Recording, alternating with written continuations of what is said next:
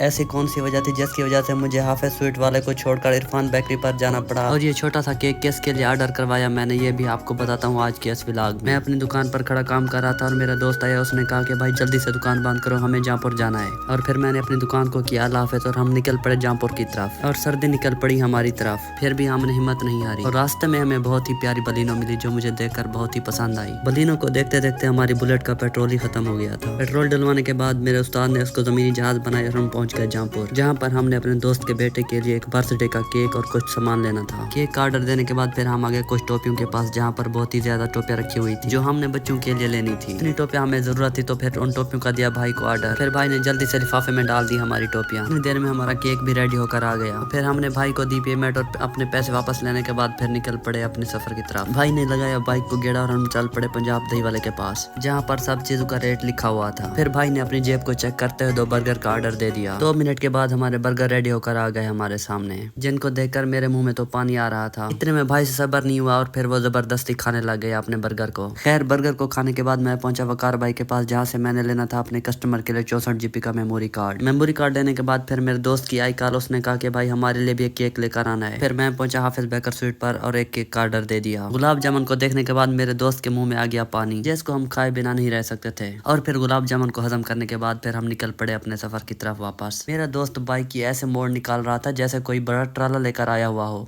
तो फिर हमने जहाँपुर को किया खुदा हाफिज और आज का व्लॉग यहीं पर करते हैं। दुआओं में याद कीजिएगा। अल्लाह हाफिज।